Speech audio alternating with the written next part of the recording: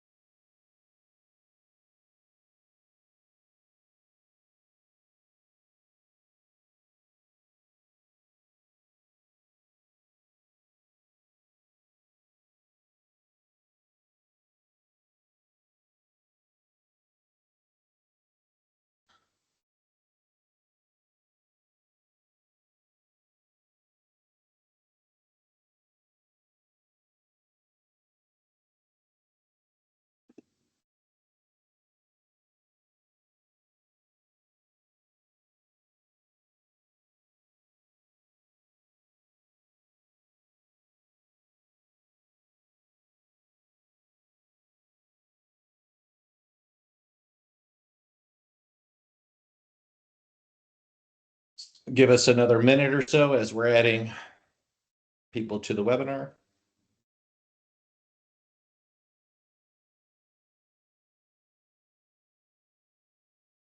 Hey, Dario, check your mic. Can you hear me all right? Sure. Hello. Okay. Hey, everybody. I can hear you. Okay. All right. All right. Very good.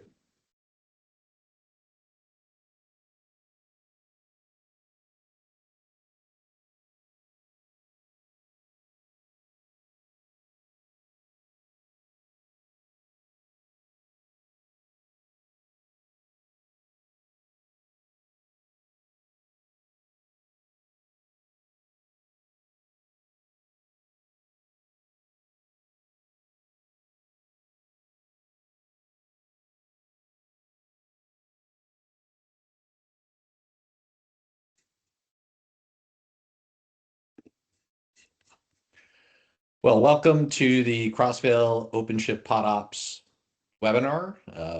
This webinar is brought to you by Red Hat and Crossvale. Thank you all for showing up and learning more about how you can be successful with OpenShift. So today, my name is Todd Millard, and I'm the CEO of Crossvale, and I'll be presenting in the beginning here for a short part of our agenda, and then we'll be bringing in one of our PodOps experts, Dario, that will walk through a very exciting live demonstration. Our agenda today is going to be a little bit of welcome to understand Crossvale and OpenShift a little bit, and then we'll walk through Container Operations Challenge, what we're seeing in the market from others out there, and what does it take to be successful with OpenShift from a operations standpoint. We'll introduce you to PodOps. PodOps is a solution that has been put together to help teams understand how to be successful with OpenShift as we help operate those environments for you. We'll do the live demonstration next, where Dario will come in and walk through a number of capabilities that we can show how we can help you be a lot more successful with OpenShift. Then we can talk to you about an implementation guide, kind of best practices, where you can get this information, and then we can have a questions and answers session. A little bit of housekeeping. If you have any questions, please use the Q&A for questions, and we will get started. So welcome. Who is Crossvale? Well, so first, we're an award-winning global leader in simplifying modern hybrid cloud strategies. So we've been around for 24 years. We are actually a premier partner with Red Hat. And one of the things more recently that we have accolades around is we're the first global partner with platform automation and application platform specializations on OpenShift. So this is a badge that Red Hat puts out based off what our experience is, our services capability, the training our staff has. So we're one of very few in the world that actually hold these capabilities. And this is why we are here having this discussion today, so that we can talk to you about how to be successful, because we do this from years of experience of working on OpenShift. First, let's just talk a minute for why OpenShift is important. This is the platform for all your workloads. So as people are thinking today about how to modernize where to run their applications, OpenShift is the key platform out there that is going to be able to bring all of your workloads together, whether you're running physical, virtual, you're running in private cloud, you're running on public cloud, running at the edge. This platform can do it all.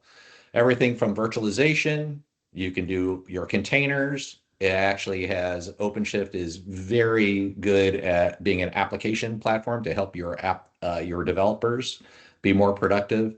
And then now, as we move into AI, Red Hat has the AI platform as well that all runs on OpenShift. And if you don't know at this point, AI runs on containers, so you need to have container confidence. So currently, if you don't have container confidence in your ecosystem, is super important to get there, and OpenShift will be able to get you there. PodOps sits in the middle here, where we can actually operate this environment for you.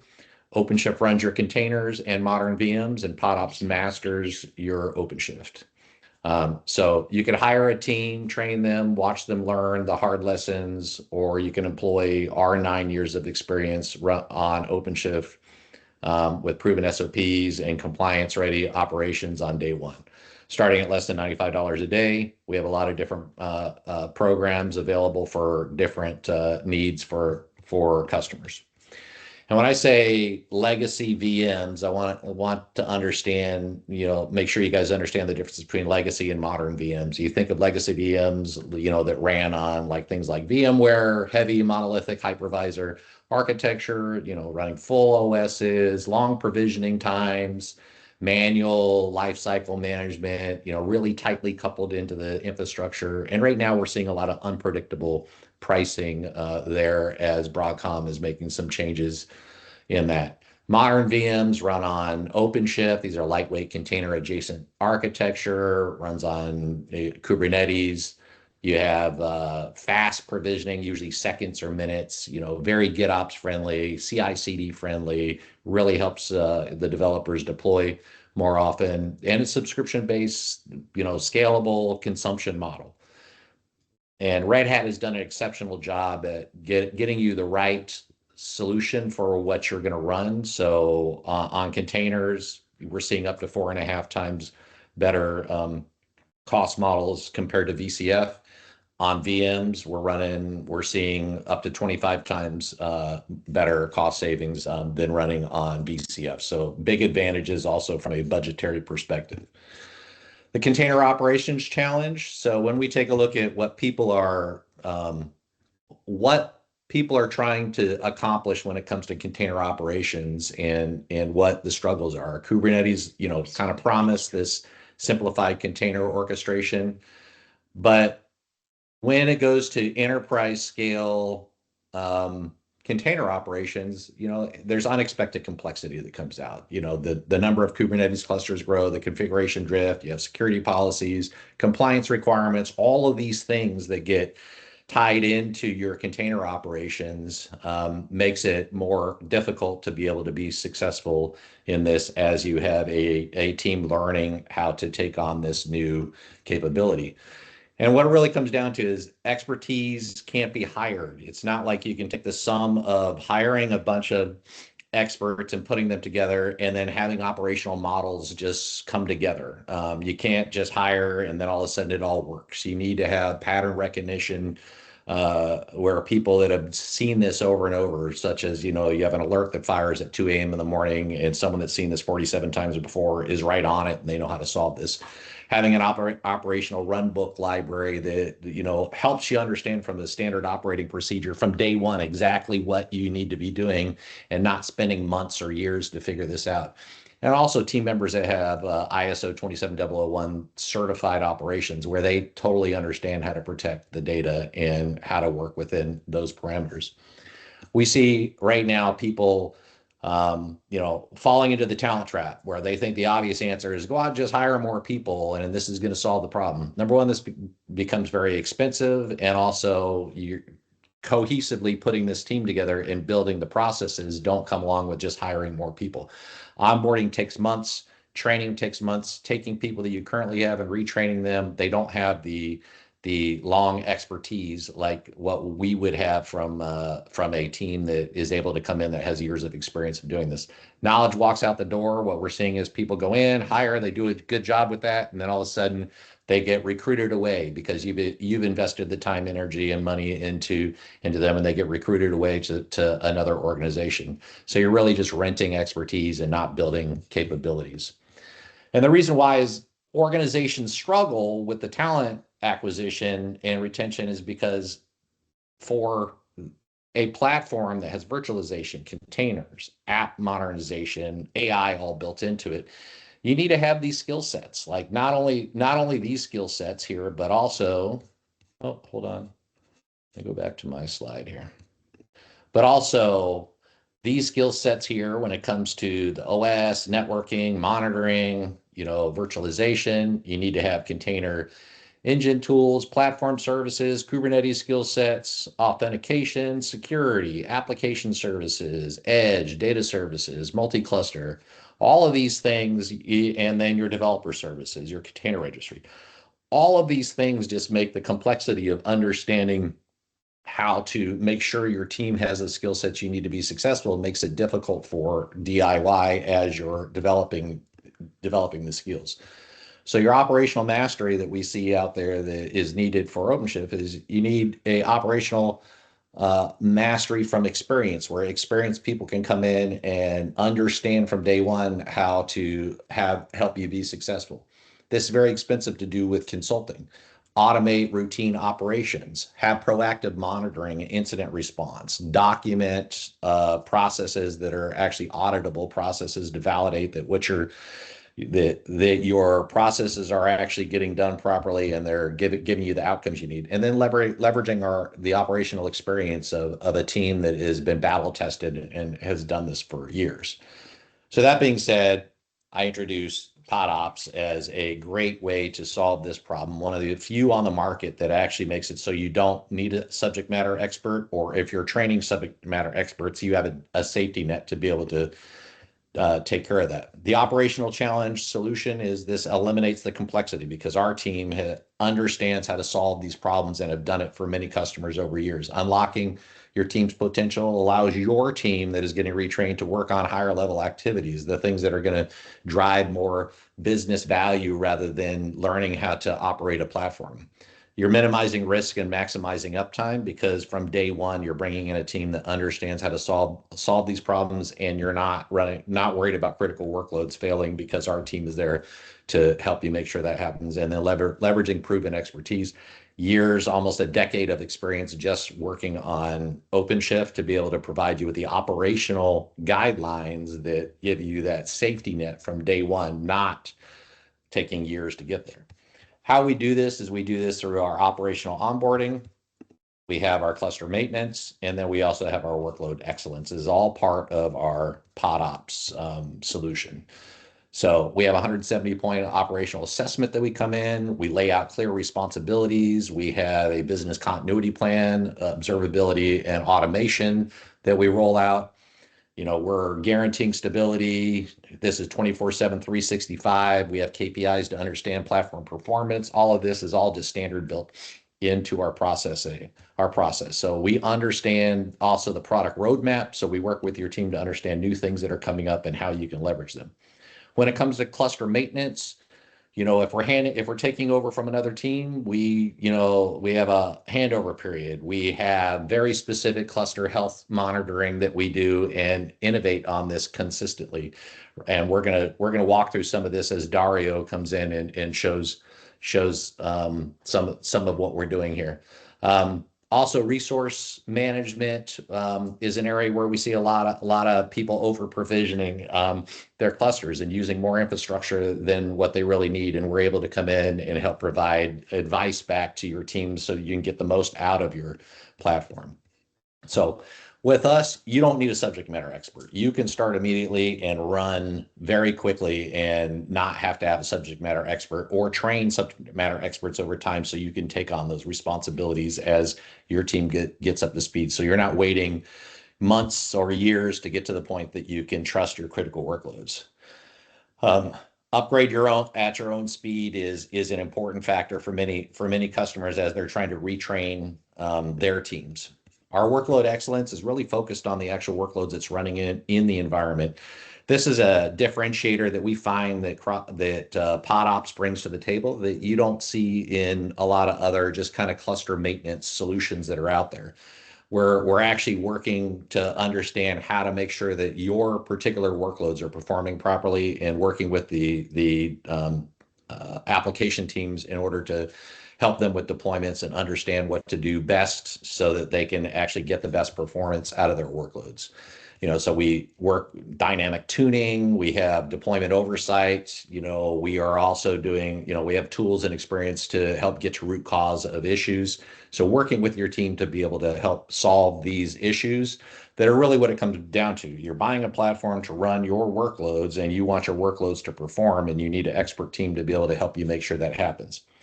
And how do we do this? One of the big differentiators that we have is our operational system. We have identified over 218 specific responsibilities when it comes to cluster health, cluster ops, security, business continuity, application support. There's over 218 different things like this where there's a line that is in a RACI chart that talks about who's responsible for what. So not only knowing who is responsible, accountable, consulted, informed, but also exactly what to do and how to customize each responsibility to fit each client's team is a key differentiator why our customers love working with PodOps, because not only do we have an operational model, but we customize that to fit into the customer's needs as well.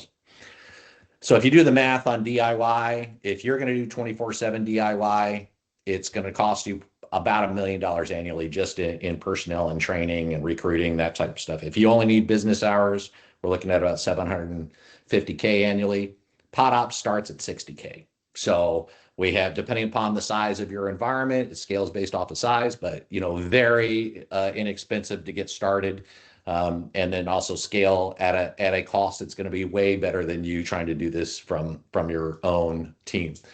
How we get to this is if you take a look at 5 FTEs to do business hours only with a fully loaded cost between 150 and 200K, this is what your cost is going to be. You're going to add 2 to 3 engineers to go 24/7. So running these teams in the US can be pretty expensive. And then we have the capability to be able to solve that from a PodOps perspective. When we take a look at the math on how we lay this out from a 1 to 5 year program, we have service hours, service levels. We have the number of where you're running the nodes, whether it's a hybrid solution, what SLAs. We also work through where are you using a hosted control plane. We have cluster access differentiators. What type of networking, governance support, monitoring, alerting, ticketing, the architecture, all of this stuff to be able to come together to provide you with just exactly what you need based off of what your choices are around your environment. And we have a consulting team that can help you make those choices to get the most out of your environment at the best cost for you. That being said, I'm going to hand this over now to Dario to walk through our demonstration.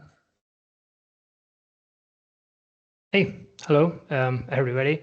I'm sorry for my English is not as good as thoughts, but if you don't understand anything or you just have any doubt, just feel free to interrupt me. I'm here to show you a little more technical overview of what is OpenShift and how the PodOps team manage it. So we can make it usable for any customer applications. Our main goal is that those customers don't have to worry about infrastructure and they can just pay most of their attention to their application, which is essentially their core value, right? So infra will be handled by us, in this case for OpenShift clusters, and then they have to only worry about their applications. So let me share here for a moment because I built cluster for this demonstration. This is a pretty small cluster. It is not as big as any customers could be, but this is built to show you how capabilities can be installed and they can be used, and how we work with clients to ensure that the clusters is always ready and available for applications, right? So what I prepared for this is a walkthrough of how we get onboarded into any different client, and how we manage their infrastructure within their teams, so we keep the clusters always available, right? So first of all, when a customer contacts us, we just and they say, hey, we have here a set of clusters. Maybe you guys can manage these clusters. We say, great. Let's first run an assessment report, right? An assessment report is a tool that PodOps team have, and what it does is essentially checks the cluster configuration to check if everything is fully stable and operational and following best practices, right? So this takes a while to run. I've just went ahead and ran it 8 minutes ago. We just need to wait a couple of minutes more. But essentially, what it shows is for every component of the cluster, it says, hey, this is following best practices, or this could be improved, or this is critical, this should be improved, right? So that's our first step when we first get onboarded into a client. We say, hey, let's set this assessment report, and let's see what should be changed in order for this cluster to be available to host any application, right? So just in a minute, I'm going to show you this assessment. Just give it one more minute to finish. But yeah, this is as always our first step. Then when we identify that something could be improved, what we do is just go ahead and going task by task, improving this configuration, and then we run the assessment report again to check that everything is indeed resolved, so the cluster can be now ready to host applications. Believe it or not, most of the clients that get to us have a lot of checks of this assessment in red, which means that this is something critical or something that can be improved. And you're going to see here some of the checks. Just give it a moment. It should be ready now. But yeah, even big customers with big clusters, they have these checks failing. So that's something that we take care of, right? It should be finishing.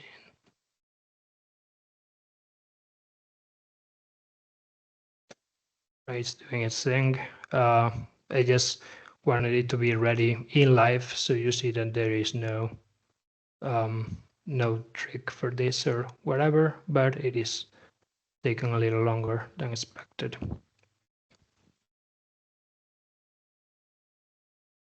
Just normal live demo doesn't go exactly as planned.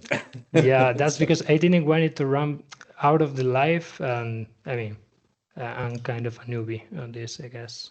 But as you can see, there's a huge amount of activity that's going on there on all the checks that we're doing to validate the quality of the cluster. Yeah, I mean, it checks key essential components of OpenShift. You're going to see it in a moment. Like etcd, which is the whole status of, the whole database of the cluster. It checks networking things. It checks usage of applications versus the capacity of the whole cluster. It is already uploading it to our internal repo, so it should be done in a moment. But yeah, those are what we consider essentials for yay. So I'm downloading it here. There it goes. All right. So this is the assessment for this cluster. Let me just zoom in a bit. We have this quality or overview of what this assessment is, and we have here now the checks. So a green tick means pass checks, means good. A red means it's failed. It may represent a problem, and a warning says that everything could be improved in this particular cluster, right? So this is what we do whenever we are get onboarding or on any customer for their clusters. So as you can see, it checks like OpenShift version, the operating system of the nodes, if the infra behind the cluster is supported, CPU of the control plane, a lot of usage about, if the memory of the nodes is enough, disk sizes, and then it checks again CPU,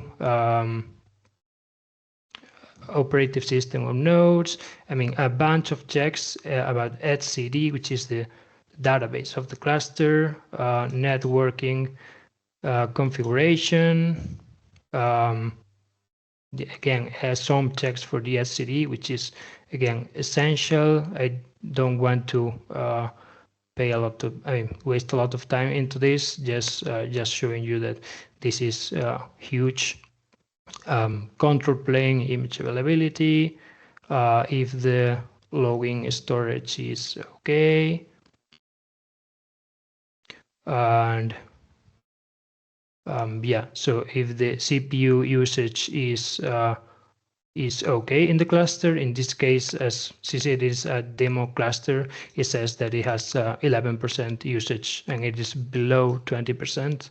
This is normal for this cluster since we don't have any we don't have any applications deployed yet. So this is normal for this cluster, but it wouldn't be normal for a customer cluster, right? Peak usage versus capacity. It says, hey, we have used a lot of CPU. Yes, we are going to see that in a moment why we use that CPU. That's because of some tests that we have been doing in this cluster. That again, it is normal in this cluster. It wouldn't be normal in a production cluster, right? So again, networking things, configuration within the nodes, resource quotas, and we have the kubeadmin. The kubeadmin is the password that we use to log into the cluster. This is again normal for this demo cluster, but we should review this if it were a customer cluster. And we have here a check in red. Hey, we don't have logging. We have some more checks. And then we have, again, one warning. Hey, we don't have cluster autoscaler, right? All right, so those were a lot of checks. As I said, don't take this for granted. Normally, I say almost every customer or almost every cluster that comes to us have most of these checks in red or yellow. This is a demo cluster. It is normal that everything is in green, but just don't take it as normal. We just have a couple of things in yellow or red that should be modified, but this is actually not normal. This is sad, but that's what we are working with new customers. All right, if we keep scrolling down, we have more information about the cluster. It says, hey, it has 36 core of CPU, 141 gigs of memory. It says about consumption. We barely have consumption because, demo cluster, again, we don't have applications. And it also says, hey, these are your nodes.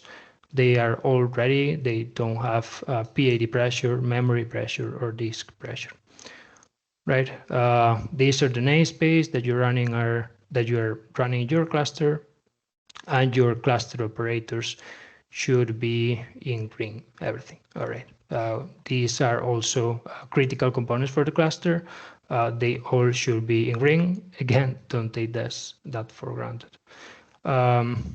We also take the information about who are the managers of the cluster. We say, hey, we have this user, the pathos, which is me, as cluster admin. This for a new cluster would be also reviewed. It is important to know who is the cluster admin and why. For the groups, again, this is just me as a cluster admin, right? All right, so this was about the assessment. This is essentially what the assessment report is.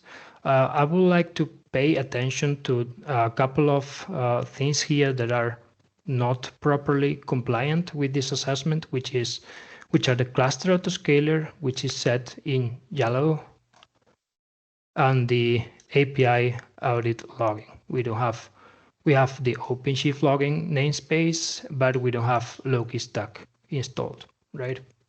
All right, so let's pay attention to that. What we normally do after running this assessment is contact the user and say, hey, you're not complying with these specific tasks. Let's work together so we can solve these tasks by configuring your cluster as it should be. Normally, it is not super easy because most of the tasks involve other teams. Like in a company, maybe we will need to contact the storage team or the networking team within that company. So we also take that opportunity to take notes about who team is responsible for what. So in the future, if we also need to contact them, then we have already noted, right? But yeah, let's pay attention then to these two tasks, the logging one and the cluster autoscaler. And for that, what we need to do is to create those resources in this cluster. This should be super easy. We could go into our cluster, create those resources, and then it should be it. We try to go one step forward. We say, hey, we don't want to apply resources into our cluster directly. We would like to do it using infrastructure as code.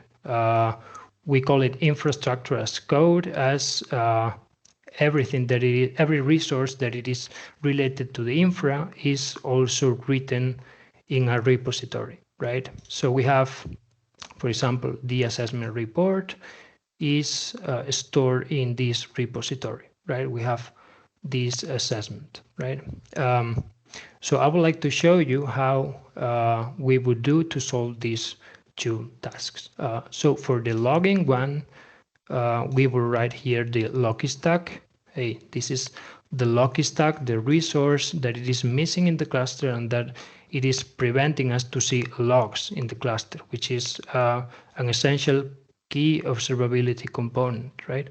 So we write it here in our repository.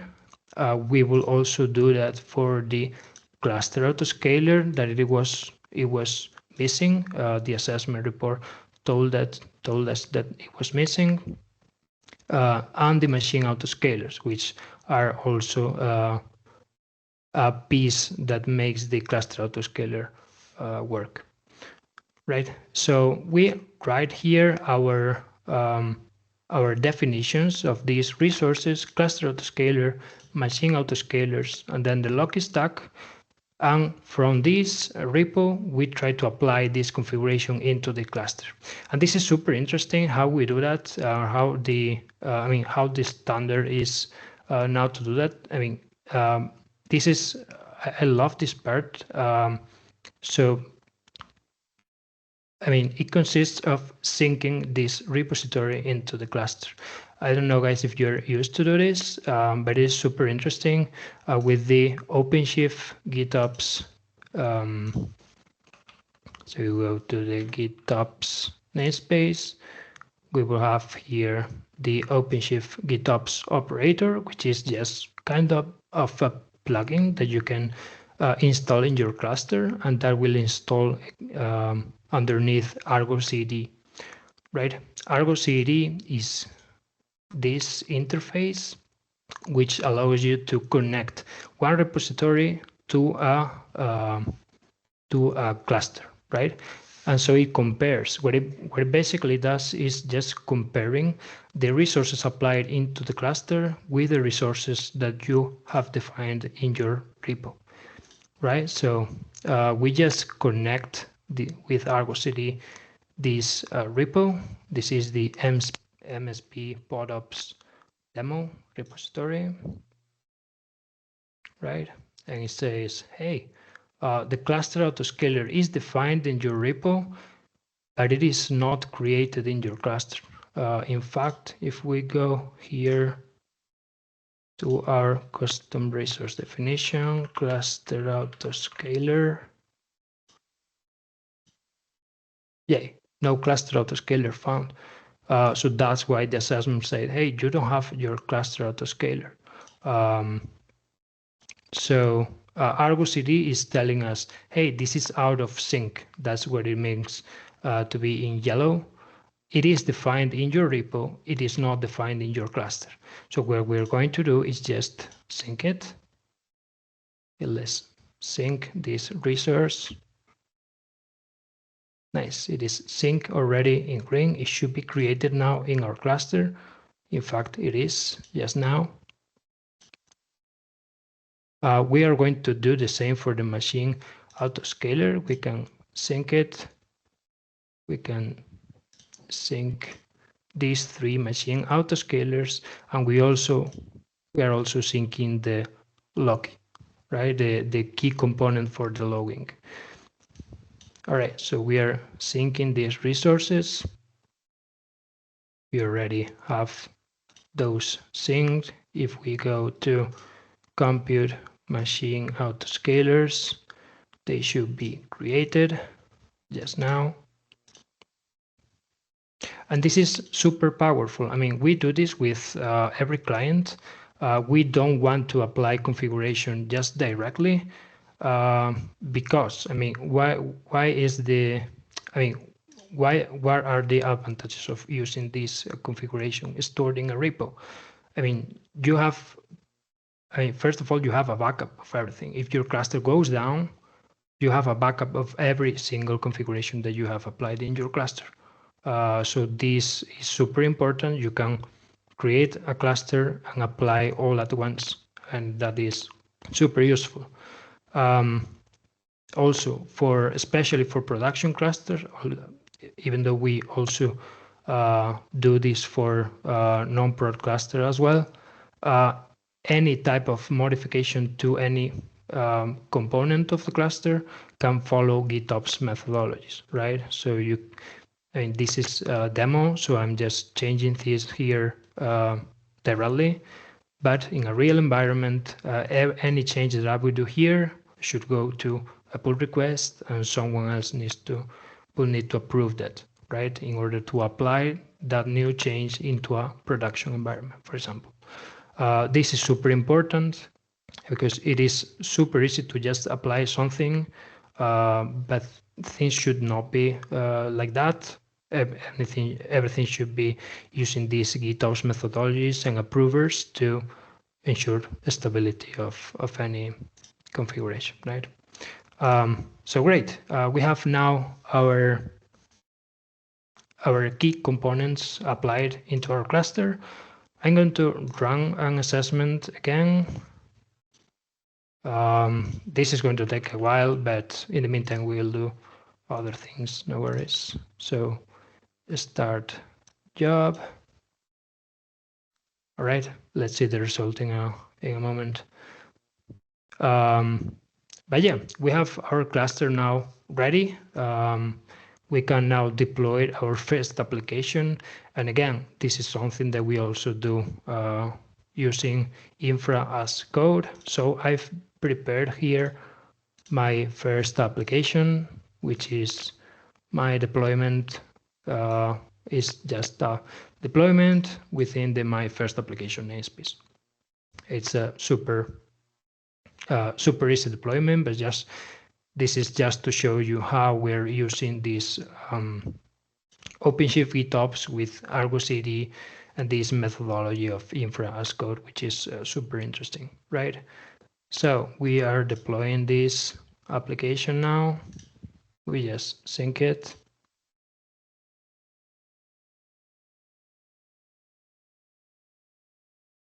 There it goes. And it is deploying a pod. This is why OpenShift GitOps is so powerful.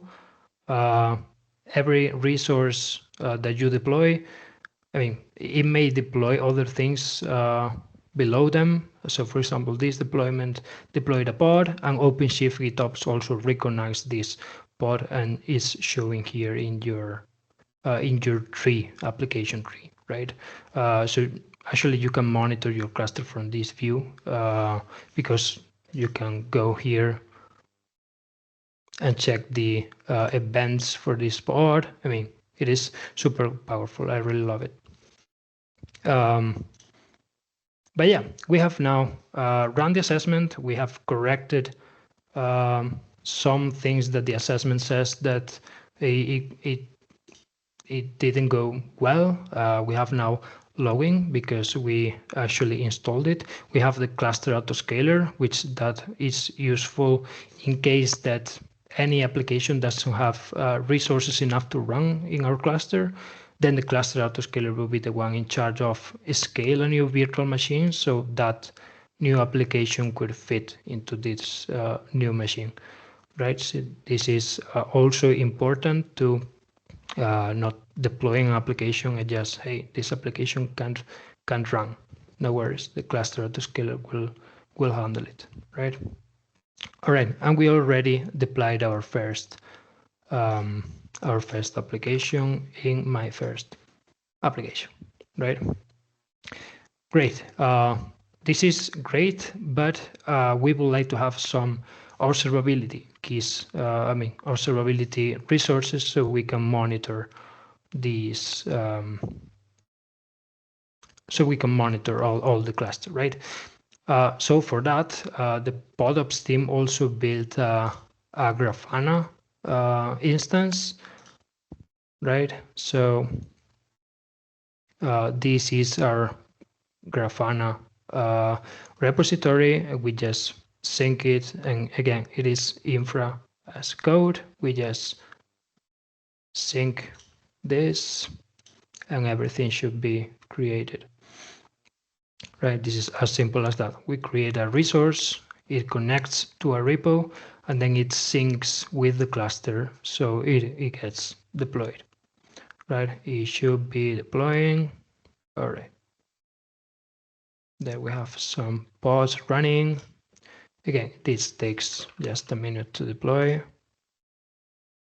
You have these pods creating. We will see them also in a moment. We use Grafana to monitor metrics and to have some dashboards so we can have some visibility of what is going on in the cluster. I mean, in the cluster in general, but also in applications in particular. Like we have some metrics that say, hey, these are your consumption of CPU, or these are the usage that you're doing of networking, or this is how your storage is behaving, or whatever. Right? Grafana is just a visualization tool. Underneath, OpenShift has already installed this Prometheus.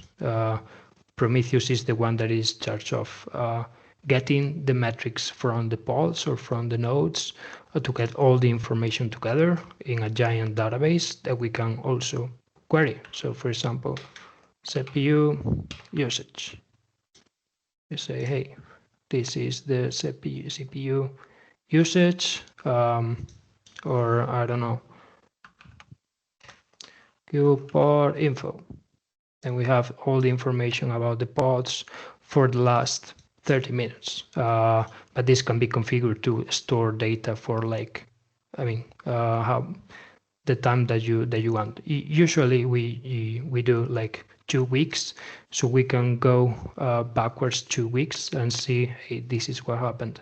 If something happens, we can go backwards and say, but yeah, this is Prometheus. So we connect this Prometheus to our Grafana. This is already running. So this is our Grafana. We have it also to be able to sign in using OpenShift. So we are now signed in. And from here, we see some of the dashboards, right? You can see that we have a lot of dashboards. These are mainly for OpenShift administrators like us, and we have also some dashboards for the end user application owners, right? So if you deploy your application into OpenShift, but you don't really care about infrastructure, you just care about your application, this is your section. You can monitor your pod, for example. So we can go into my first application and say, hey, I don't know how what's called my first application. So it ends in NW, all right. And we say, hey, this is our application, right? We have just deployed it like 5 minutes ago or so, and it is consuming this much. And we can say, hey, this is the quota that we have for this pod, or how it is using the ephemeral storage, which is the disk. But yeah, some simple metrics for your pod, so you can also monitor them from this dashboards view, right? As cluster admins, we also have these kind of visibilities of the cluster in general. So we can monitor the nodes of the cluster, and we say, hey, this is the CPU utilization for the cluster, right? For the last hour, we see this trend of CPU and memory, right? But these are the visualizations that we use to monitor the cluster and to go backwards. For example, we hit here 100% of CPU utilization, so we can go backwards and say, hey, this was related to this particular application because it was consuming that much, and we will see that in a moment also. I just wanted to quickly show a quick overview of what Grafana is and how we use it. And also this is for metrics. If you would like to see logs for your application, you can go to logs, which is the component that we installed previously to fix the assessment. And here you would have a lot of logs. Logs are divided into 3 main sections, which are application for your pods, your application, every pod actually running in the cluster, infrastructure pods, infrastructure logs, which those mean the ones coming from the virtual machines, and then the audit logs, which help us identify who did what and when, right? Audit is more for, hey, something was modified, who did it, or what application was in charge of that, or if something goes into the cluster and do something bad, then we can identify who did it, right? This is audit logs, right? So for our applications, for example, the Grafana pod, we could see the logs in here or within the aggregated logs sections, which essentially it is the same as the other visualization that we saw, and we here can filter about I don't know, I only want the critical or whatever. You just use this visualization to just monitor your applications, right? Which is essentially what we want you to do. We take care of the infra, you take care of your application and put your efforts on your application. So yeah, this looks easy. Configuring all of this takes a while. Problems arises everywhere. So handling all of this in an infra, in a real environment, especially with big clusters, is hard. So that's why we have this PodOps team, so we can monitor this. This stability of the cluster. We also have alerts set. If you have an Argo CD sync alert, it means that, hey, something is not compliant with your repository. So you may have something in your repo that is not in your cluster. And remember, the repo should be always the source of truth. So if anything is not the same as it should be in the repo, then an alert comes to us, right? So let me also check here if I have this Argo CD. So we get this type of information into an email. That's also something that we configure to receive alerts constantly of what is going on in the cluster. If something it is not going super well, then we get notified and we put our work into that. So we fix it immediately, right? Again, don't take this for granted. These are just pretty tests alerts, pretty much. In big environments, this gets super messy. We have a lot of work solving alerts, and this is normal.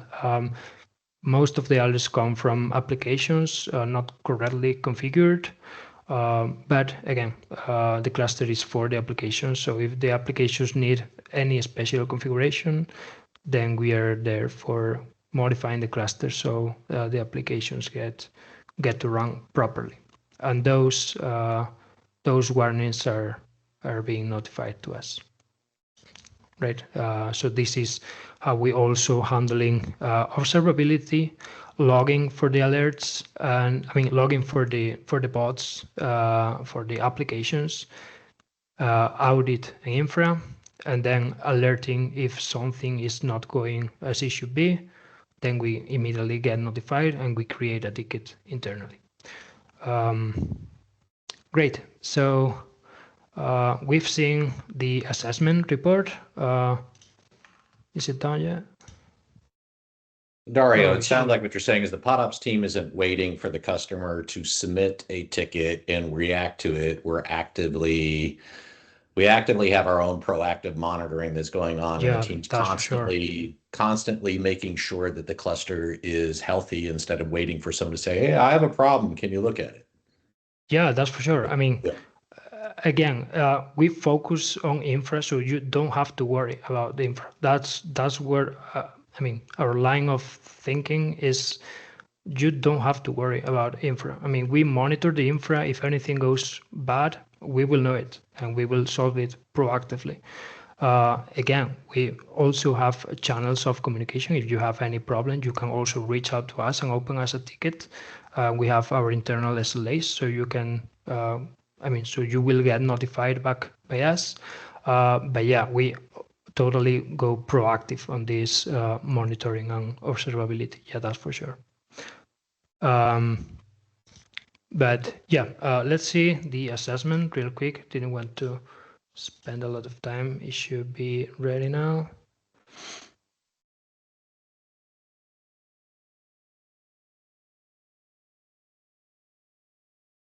I don't know if we have enough time for this, but okay, here we have it. Again, same document. Just wanted to see if those checks were actually green now. Yeah, we have the API audit log. We still have the kubeadmin, it shouldn't be there for a prod environment. And we have the cluster autoscaler also in green. So yeah, the assessment, yes, it's saying, hey, you have now a complete ready environment for you to use for applications, right? I would like to show you one more thing. We have also, for our clients, we have also an internal meeting. It used to be, it should be weekly meeting in which we review the status of the cluster and the status of the configuration of applications, right? So we can ensure that the cluster is fully stable forever. For that, we have, again, another report. We call it super report.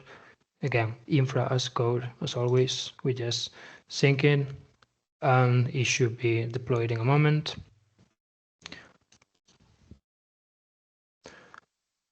Let's see here. All right, we have our support report, and then we start a job. This will take like 2 or 3 minutes to run. Yeah, as I was saying, we normally have a weekly meeting with our clients to share the cluster stability, right? Before I show you this dashboard, right? So this dashboard is showing us the usage of memory and CPU for the entire cluster, and also is showing us the request commitment for CPU and for memory. This is a pretty tough topic. It always gets messy with clients and applications, but it is super important for us, and that's what brings more stability to the cluster. Right, so what we don't want is the cluster being reaching the 100% for CPU or for memory, right? This is, again, a demo. So this is normal that it is 100%. We didn't also have the cluster autoscaler ready yet. But for a normal environment, a production environment, this is not good. I mean, reaching 100%, it means in CPU that you are throttling, which means that you are losing performance in your application. And reaching 100% in memory may break your node or your application. So that's where we put a lot of effort into these kind of things, and we meet weekly with our clients saying, hey, these are your applications, you should configure your applications in this way so we don't hit 100% of anything, right? This is not harmful for the applications, but it is something that we pay a lot of attention to, and we also, I would also like to show you this. What this report does, it just takes a lot of metrics from Prometheus, and then it creates a table saying this application consumed that much memory, that much CPU, and it has these requests and these limits, which we're going to see now. And then it creates a report, so we automatically forward to you as clients, right? So that report should be sent to my email, or that's how I configured it before. Let me check if the email reaches out to my inbox.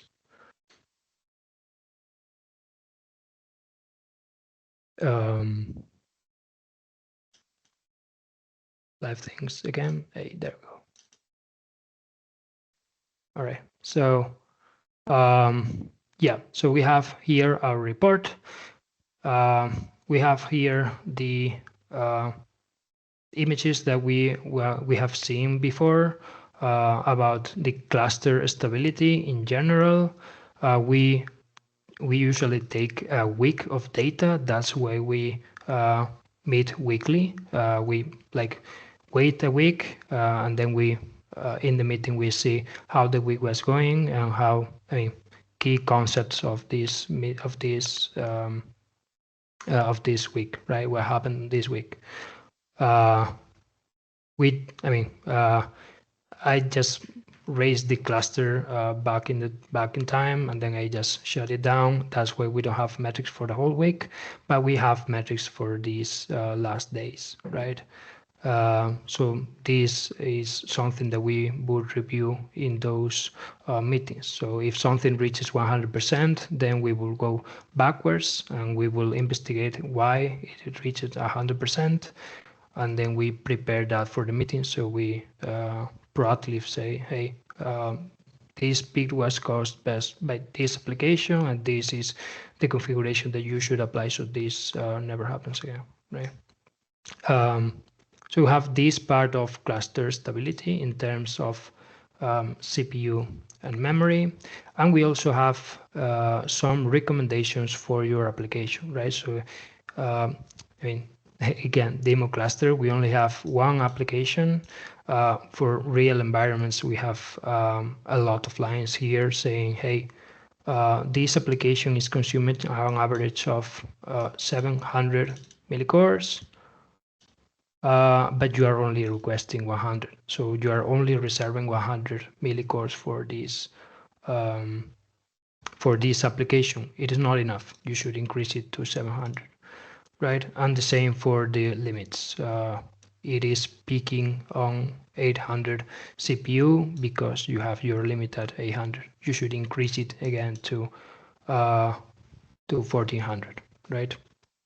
I don't know why it is twice. Probably because of an application that I deployed as a test. And again, memory limits. Same thing, right? You should be increasing this memory limit to 300. So yeah, these are the type of recommendations that we like to do for our clients. Hey, your applications are not correctly configured. Just go ahead and configure this so the cluster could be better stable, and your application also don't hit that limits and don't lose performance, right? So we will go to our source of truth and we will modify these values, pull request, approver, and then we push it to our main branch. Then OpenShift GitOps will recognize that change and we can sync it from there, right? So that's the whole process of we deploy an application. We say, hey, this application is not correctly configured. So you can also apply this infra as code to deploy your applications, modifying the things that should be modified, right? I'm not going to just modify this and run the report again. I don't think that I have much time left. I would also like to show the ACS just in a moment. I will just spend a couple of minutes since I don't have a lot of time. But yeah, when any customer deploys any application to the cluster, they become to worry about security, right? So for security, we also have this advanced cluster security for Kubernetes provided by Red Hat, and we also manage this platform. This platform is huge. We would need an entire webinar to talk about ACS, but I just wanted to give you a quick overview of what it is. So this is a tool that shows you we sync our clusters here, and then we can see, I don't know if we have compliance. Well, we don't have compliance in here. All right, live things, I guess, again. But it will show you the vulnerabilities that you would have for your images. So for example, for this application that we have deployed, it would say, hey, it is it has some vulnerabilities that you should fix. You can also create a report about these vulnerabilities, so you can get notified about, hey, these vulnerabilities that are hitting your application are fixable. These others are not fixable. But I mean, just for your awareness, this is what you are vulnerable for. Just update your component, and that will be fixed, right?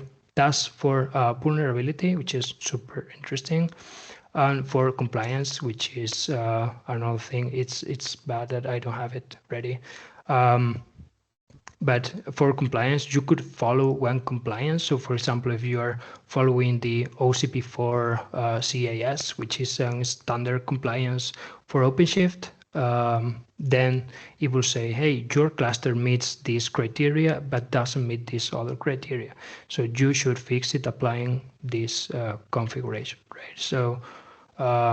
So it is super useful for big clusters that want to follow a compliance because their security teams needs to follow that compliance, right?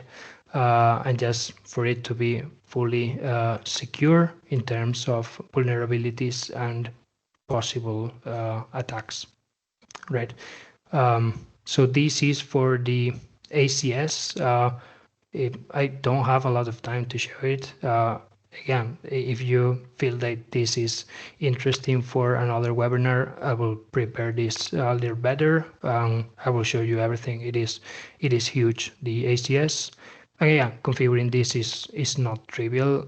And the most important thing that it has is that it can be centralized, right?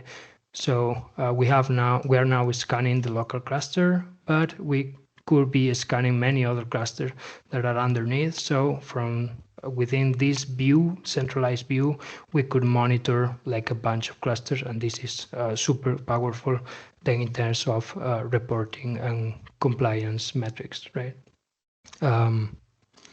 But yeah, this is pretty much all that I have. I have shown the assessment report, how we proactively monitor and create some alerting system that we can use then to make stability for a cluster, how we make recommendations for the customer about how the application should be configured to ensure cluster stability, and then how we also use infra as code to deploy with a GitOps methodology to our clusters, right?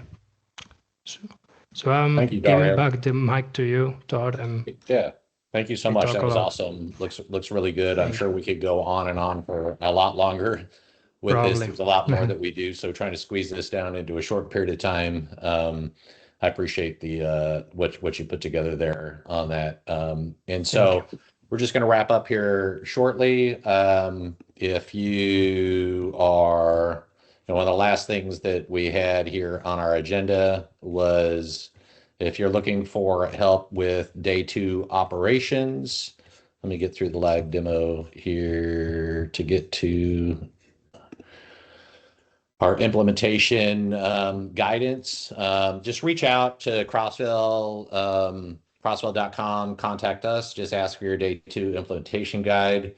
This is something we can work with you on to kind of help point you in the direction of things in relation to day 2 operations and the types of things that you and your team would need to do.